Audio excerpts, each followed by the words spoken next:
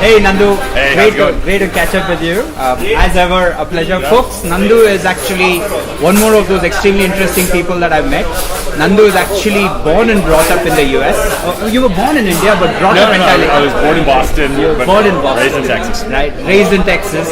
Harvard MBA. In India, doing a startup called Mdhl, which many of you might have heard of. Mdhl has got more than 1 million video views and has got 200,000 likes on Facebook. So he's obviously going places within the short time. What is it, about a year, 18 months since you've been in? We've been working on Mdhl for about 3 years, but we launched our video content about 18 months ago. 18 months ago. In 18 months he's reached that. So brilliant stuff. So without further ado, Nandu, why don't you get into the business? What is Mdhl about? Sure. The goal with Mdhl is to create the leading health information site for India. When I was studying, I guess from previous health experience, I had realized that access to health information is the first thing that empowers positive health outcomes.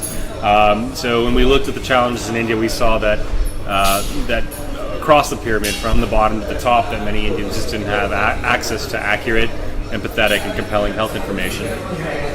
Okay, and that was the reason why you sort of see this as a storyline. And what is the revenue model behind Mdhl? Yeah, sure. I mean, so actually, I'm gonna take a second here to go a little deeper on this, because at the outset, I'll say that we're doing fine. We're just about break even month over month, but I really get annoyed by that question. In fact, I think it's one of the worst questions for startups to ever have to worry about. And I'll go deeper into this. If you're in the Bay Area. Yeah, if you're in San Francisco, if you're in the Bay Area, and you're talking about your company, probably the very first question somebody's going to ask you is, who's your team? Tell me about yourself, your background. What's your passion for doing this? What's the context in which you're building your business? And somewhere down the line comes revenue model. In India, that's almost the first question. What's the revenue? Nandu, what's the revenue model? What's the revenue model? What's the revenue model? And I think that because there is such a disproportionate focus on revenue models, that's why we're seeing a lot of ridiculous companies in the e-com space get funded, companies that make absolutely no sense. There's a business model that's easy to understand, there's a revenue model that's easy to understand, but as a business, they don't make a whole lot of sense. I think that when I look at startups, I try to ask kind of a fundamental question is this business solving a fundamental problem, or is it creating value for its end users? And if you're doing one or the other, there's a business behind it, period. I mean, what's the revenue model behind Twitter? The question is to you, but nevertheless. Yeah, that's a question. So, right, company's worth $8 billion. Most people can't talk about its revenue model. What was the revenue model behind YouTube when it was acquired for $1.2 billion? Okay. Didn't have one. But it created a lot of value and was solving a very real technology problem.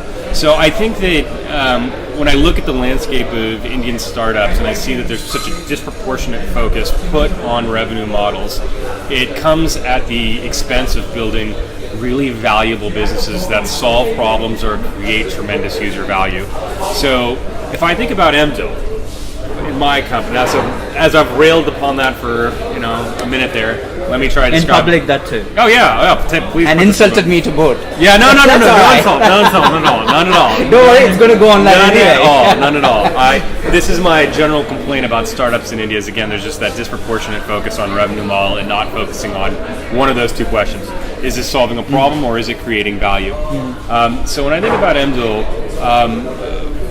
my background a little bit, I was a Peace Corps volunteer and I used to work as a translator for U.S. physicians in Latin America. And it's where I heard this very common story from doctors, which was the lack of very basic health information was causing many of the health conditions that we saw.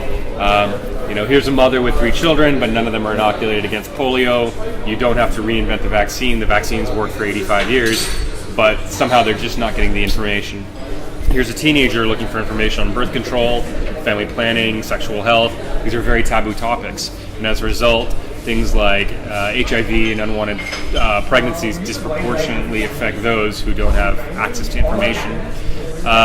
So access to that health information is the first thing to solve this massive problem around health. I mean, it's something that we were talking about a little earlier, that in India, just a mathematical fact. We will never be able to build enough hospitals. We will not be able to educate enough physicians. If we made that our sole focus for the next 5 years, we would never be able to still tackle the enormity of the problem. So I tried to think about how could we use the change of context, that is, people accessing information over mobile phones, even in the internet here in India, to try to solve some of these issues. So our business has been focused originally on providing services across mobile carriers. So parts of our business model would look similar to like a traditional value-added services company. Now with our web, as we've grown significant traction around what we've been doing and we've built a community, we are now getting people that want to pay us to access our community. I weigh that though, because I don't want our site to become this overtly commercial business. I clearly do want to generate more revenue, and we clearly do generate revenue right now. And the fact that we raised our seed round of financing almost 3 years ago, almost 3.5 years ago, and we've been able to grow off of that because we've deployed our resources well. Every dollar of revenue we have generated, we've plowed right back into the company. So I'm never allergic to the idea of companies have to generate revenue. You've got to be able to do that. But I am allergic to the fact, and I'm in fact nauseous of the fact, of when companies say that that's their sole focus, and that becomes within the Indian startup scene such a focus of so many companies. Excellent. You're doing so. I think that's a great viewpoint actually, and I think you're a true blue entrepreneur who has actually found a cause. The cause matters more than the commercials, and I think I'm very impressed with that as an answer. Obviously, there's a social element to it as well, and that social element takes you to your personal side of the fence. And Nandu, you speak fluent Spanish, yeah, right? Claro que sí. Hablo 100% perfecto español. Maybe there's some girlfriend there lurking in the background, but we'll not get there. But talk to me about what drives you. You know, Harvard MBA, sitting in India, speak fluent Spanish, should be in the Latin American world. What are you doing here? I mean, what drives you? Which world? I don't know. Like my family's all from Bangalore, so. I mean, all my family's originally from Bangalore, but I was born in the States. After graduating from the University of Texas, that's when I did the Peace Corps. And the tagline around the Peace Corps is the toughest job you'll ever love. And it's absolutely the truth. It's a volunteer service started by John F. Kennedy some 60 years ago. And I guess when I was there, I realized that everybody has that potential to make a change in somebody else's life. And that's like the greatest feeling that anyone can ever have. It was very strange because after working as a Peace Corps volunteer, I came back to the United States and worked as an investment banker, like the exact opposite. Goldman Sachs, right? At Goldman Sachs, at Goldman, exactly. So I worked at Goldman in San Francisco and worked with a lot of. Generally speaking, I didn't love that job.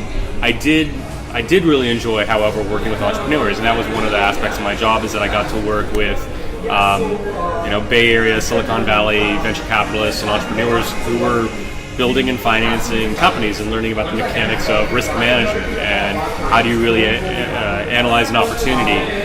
And that to me was fascinating. I knew that that's what I wanted to do, was build a business, more so to be a banker for the rest of my life.